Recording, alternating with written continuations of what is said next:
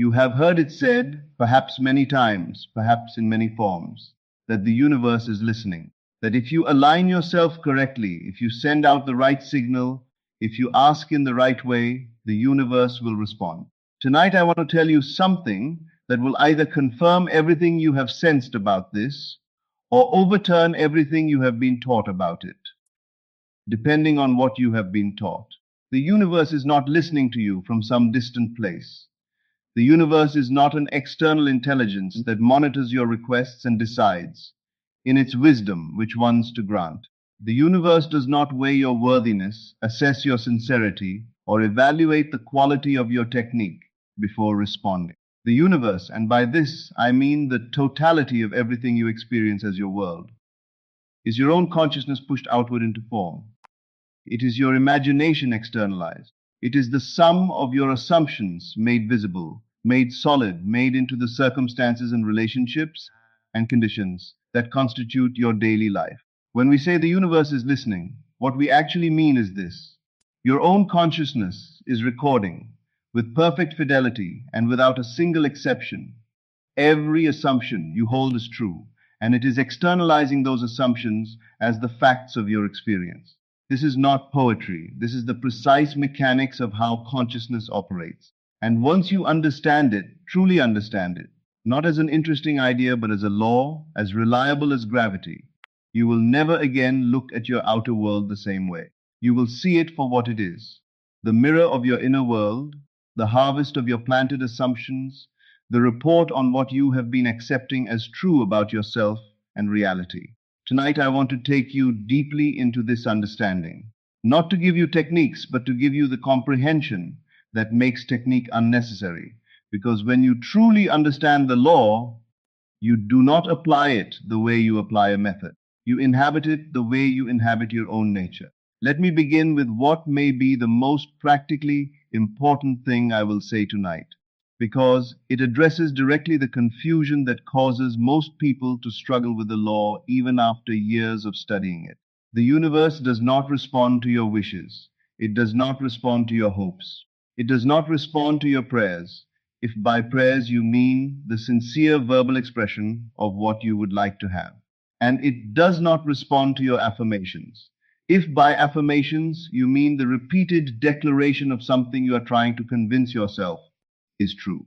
I know this is not what most people want to hear, but I tell you this out of respect for you, not out of cruelty. Because the sooner you understand what the universe actually responds to, the sooner you can stop doing the things that are not working and begin doing the one thing that always does. The universe responds to your assumptions, not what you wish were true, not what you hope will be true, not what you are trying to feel despite the evidence, but what you genuinely, deeply, in the substance of your being, accept as true. And here is the critical distinction, the one that separates those who work with the law successfully from those who work with it endlessly without result. An assumption is not a thought. An assumption is not a statement. An assumption is not a visualization or an affirmation or a meditation. An assumption is a felt conviction, something so thoroughly accepted that it operates below the level of conscious intention, shaping your perception and your response to every moment of your life without you having to think about it. Consider the things you truly assume. You assume you are the age you are. You assume your name belongs to you. You assume that certain people in your life are real, that your history is what it is, that the floor beneath your feet will hold your weight. You do not affirm these things. You do not visualize them. You simply proceed through your life as though they are incontrovertibly true, because to you they are. They are the background of your experience, so settled and so taken for granted that they never rise to the level of conscious thought at all. This is the quality of assumption the law responds to, not the consciously constructed positive thought, not the deliberately generated optimistic feeling, the background conviction, the thing so deeply accepted that you do not need to remind yourself of it. And when you understand this, you understand immediately why most manifestation attempts fail. They are operating at the level of conscious intention, the surface of the mind, while the assumptions that actually govern experiences are sitting undisturbed at the deeper level, quietly and faithfully directing the universe to continue producing what they have always produced. You cannot change your world by changing your surface thoughts while leaving your deep assumptions intact. The universe is not listening to the surface. It is listening, if we want to use that word, to the depths. I want to say something now that I want you to receive without defensiveness, because it is one of the most liberating truths I know, even though it initially feels like an accusation. Everything in your life right now is the perfect, accurate, faithful expression of your past assumptions. Not some of it, not the bads, but not the good parts. Not the circumstances, but not the relationships, all of it. Every condition, every limitation, every difficulty, and equally every gift, every grace, everything that is working beautifully is the precise outpicturing of what you have, at some level of your consciousness, accepted as true. The universe has not failed you. It has not misunderstood you. It has not been unfair or arbitrary or slow.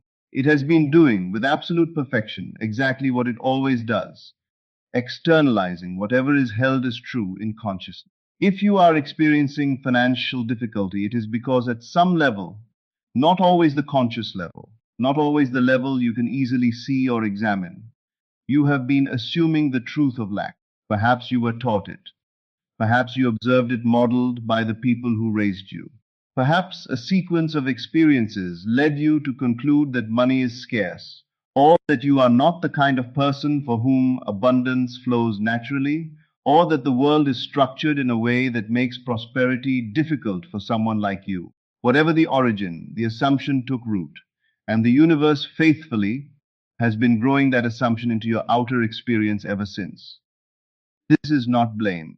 Blame would be cruel and also inaccurate because you did not consciously choose your limiting assumptions any more than a child consciously chooses to speak the language of the household it is born into.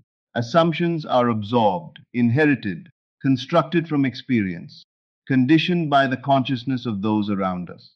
Most of the ones that govern our lives were established before we had the self-awareness to examine them. But here is the liberating truth, the one that transforms this understanding from a source of despair into a source of extraordinary power.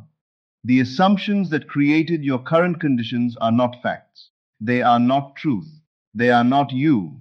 They are states of consciousness that you stepped into and that you can step out of the moment you understand that stepping out is possible. The universe does not care how long you have been in the current state. It does not factor your history into its response. It does not say, you have assumed poverty for 40 years, and therefore you must continue to experience it for 40 more. The law has no memory of the past in that sense. It responds only to the present assumption. The moment you genuinely, not hopefully, not wishfully, but genuinely, occupy a new state of consciousness, the universe begins immediately and without exception to rearrange itself to match it. This is the freedom the law offers. Not the freedom from consequence, but the freedom to change the inner cause and thereby change the outer effect at any moment you choose.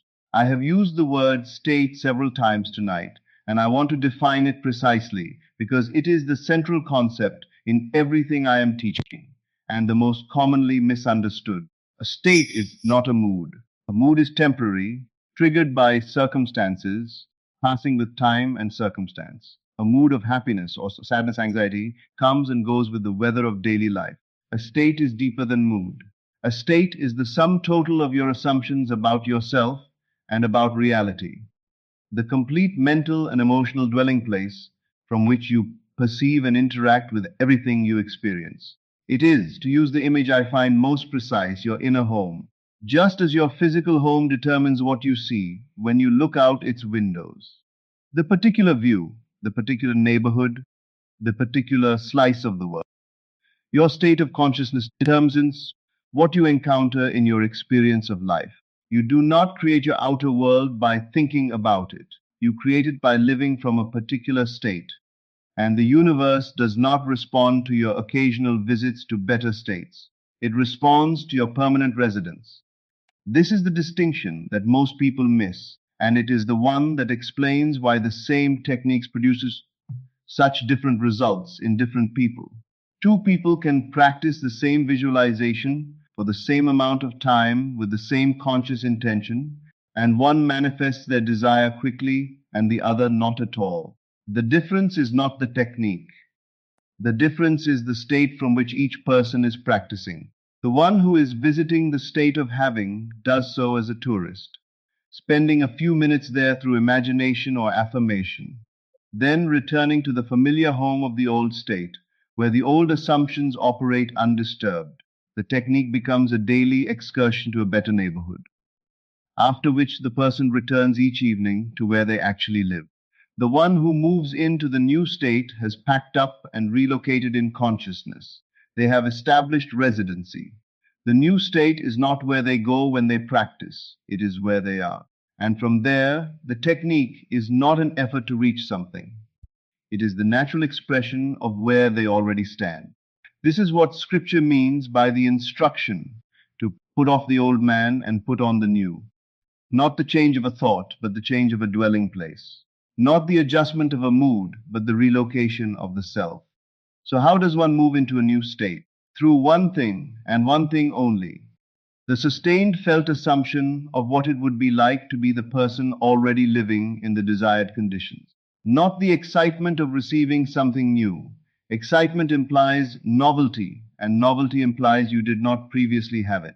But the naturalness of inhabiting something that is simply and ordinarily yours.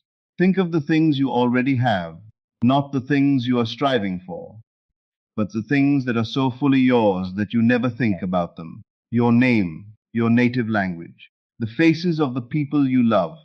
You do not feel excited about these things. You do not affirm them. You simply carry them naturally and without effort as part of who you are.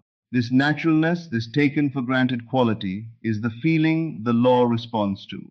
Not the peak emotional experience of receiving what you desire, but the ordinary, unremarkable, completely settled sense of one for whom this is simply true. Find that feeling for your desire. Live from it. Let it become your natural resting state, rather than a destination you visit. That is moving into the new state. And the universe, which is your own consciousness pushed out, has no choice but to rearrange the outer world to match it. I want to address now something that is rarely discussed with the directness it deserves, because I have found it to be one of the most useful practical tools available to anyone who genuinely wants to understand what state they are occupying. Your reactions reveal your state more accurately than any technique, any affirmation, any conscious intention. Not your deliberately generated feelings during a meditation, not your confident declarations before a mirror, your automatic, spontaneous, unconsidered reactions to the events of ordinary life. These are the clearest possible window into the assumptions that are actually governing your experience. Here is how to use this. Ask yourself, when unexpected financial difficulty arises, not when you are sitting in quiet meditation, but in the moment the news arrives, what is your automatic inner response? Is it the response of someone who fundamentally assumes abundance, who encounters the difficulty as a temporary anomaly in an otherwise reliable flow? Or is it the response of someone who fundamentally assumes lack, who encounters the difficulty as confirmation of what they already feared? When you see another person experiencing the success you desire, what is your automatic inner response? Is it the warm, untroubled recognition of one who knows their own good, is assured, and is genuinely glad to see it expressed through another? Or is it the tight, slightly painful response of one who sees in another's success evidence of their own insufficiency? When someone raises the possibility that your desire may not be achievable, your automatic, before you can stop it, internal response to that suggestion, does it land in the settled certainty of a state that simply cannot be disturbed by such a suggestion? Or does it find a purchase, a small but real foothold, in the doubt that was already there waiting for it? These reactions and the feeling quality they carry are not problems to be solved through better technique. They are information. They are the universe telling you, with perfect accuracy, exactly which state you are actually residing in, as distinct from which state you think you are in or intend to be in. And here is the important thing. You cannot change your reactions by trying to change your reactions. Trying to force a different reaction is like trying to change the view from your window by rearranging the view rather than moving to a different house. The reaction is the product of the state. Change the state, and the reaction changes automatically, naturally, without any effort at all, because the new state simply does not produce the old reaction. When you move fully into the state of abundance, not as a performance, but as a genuine relocation of your inner home, news of financial difficulty does not produce the old fear. Not because you are suppressing the fear, not because you are bravely overriding it, but because the state of abundance does not contain that fear. The state itself is the answer. This is why I keep returning to the state again and again as the only work that matters. Everything else, the techniques, the practices, the visualizations, they are valuable insofar as they serve one purpose, moving you into the new state and keeping you there. When they do that, they are invaluable. When they become substitutes for the state rather than means to it, when you practice the technique but return immediately to the old assumptions, they accomplish nothing. Watch your reactions. They will tell you the truth. There is one more thing I must address tonight, because it is the place where even those who genuinely understand everything I have described will sometimes falter. And that is the interval between assuming a new state and seeing it reflected in the outer world. The outer world does not immediately change when the inner state changes. There is always an interval, sometimes brief, sometimes extended, during which the inner assumption is fully established and the outer world continues to reflect the old one. And this interval is where most people abandon their new state and return to the old. I understand why. The outer world is very convincing. It presents itself as solid, as factual, as the undeniable truth of your situation. And when it continues to show you the old conditions, the empty bank account, the absent relationship, the persistent health challenge, after you have worked earnestly to change your inner state, the rational mind draws the obvious conclusion. It isn't working. But I want to offer you a different way of understanding this interval. Your current outer circumstances are not the present state of reality. They are the past materialized. They are the harvest of assumptions planted days, weeks, months, years before this moment, assumptions that have now fully grown into visible form. The outer world is always reporting on what was, not on what is. It is the record, not the creator, the shadow, not the light. When you plant a new assumption in consciousness, the outer world cannot immediately reflect it, because the outer world is showing you what was already planted. The new seed is still beneath the surface, growing in the darkness, not yet visible. And in this interval between planting and harvest, the outer world will continue to show you the old crop. Not because your new assumption is not working, but because the old harvest was already in the field before you arrived. Furthermore, and this is important, the outer world will sometimes seem to intensify its contradiction of your new assumption just before the new manifests. Old conditions appear to worsen. Old circumstances seem to press more heavily. Old evidence seems to accumulate with renewed insistence. And this is not the universe telling you that you have failed. This is the old structure breaking up to make way for the new. The soil cracks before the seed breaks through.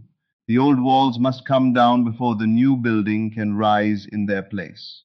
Persisting through this contradiction is not stubbornness. It is the natural behavior of one who understands the law. When you understand that the outer world is the past, made visible, you are not disturbed by it, any more than you would be disturbed by your shadow on the wall. You might observe it.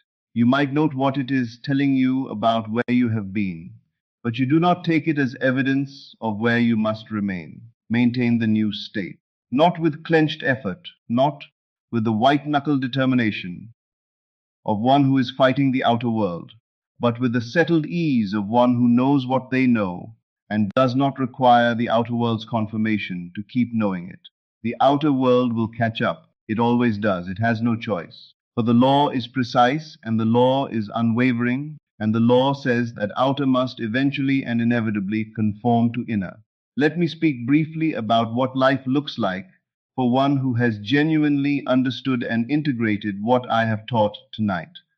Because I want you to leave here with not just a principle, but an image of what becomes possible. The person who truly understands that their consciousness is the universe does not spend their days anxiously watching for signs of manifestation. They do not practice techniques with the desperation of one trying to make an unwilling thing happen. They do not speak constantly about their desires or analyze every circumstance for evidence that the law is or is not working. They live.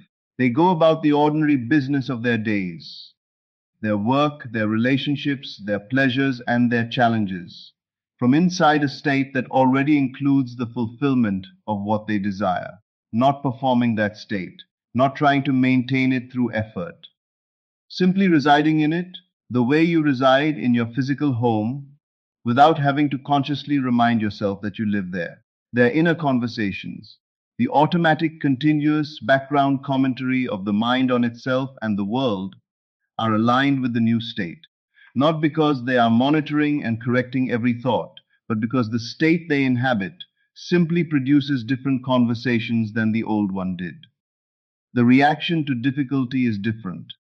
The response to opportunity is different. The felt sense of self, of who they are in relation to the world, is different. And the world faithfully produces different conditions to match. This is not a life of mystical detachment from ordinary reality. It is an intensely practical, engaged, fully human life, lived from a different inner address. And the outer world, which is nothing other than that inner address made visible, reflects the change with a completeness and a grace that would seem miraculous to anyone who did not understand the law. But to the one who does understand, it is simply the law doing what the law does. Let me leave you with this. You did not come here tonight to learn something theoretical. You came because some part of you already knows that your inner world and your outer world are not separate, that the conditions of your life are not happening to you but from you, and that if this is true, then the power to change them lies exactly where it has always been. Not in the outer world, not in circumstances or other people or fortune, but in the consciousness that is reading these words right now. The universe is always listening. It cannot help but listen, because it is your consciousness made visible. And it responds not to your wishes, but to your convictions, not to prayer, but to your assumptions, not to what you want to be true, but to what you have accepted as true in the depths of your being. Change your assumptions and you change your world. Not gradually, not partially, not with exceptions for cases that seem too difficult. Completely, inevitably, by law. Every possible state already exists. The state of abundance, the state of health, the state of love, the state of fulfillment, these are not things you must create. They are states you must occupy. And the only thing standing between the state you are in and the state you desire is the assumption you have not yet made. Make it tonight, not tomorrow, not when conditions improve. Now, in the privacy of your own consciousness, assume the feeling of the wish fulfilled. Let it settle. Let it become your natural resting place. Let the universe, which is your own wonderful imagination, waiting faithfully to reflect whatever you accept as true. Let it do what it has always done and will always do, without a single exception. This is the law. It does not play favorites. It does not reward the deserving or punish the unworthy. It please reflects. It always reflects. It can only reflect what it will reflect from this moment forward. That is entirely and only yours to decide.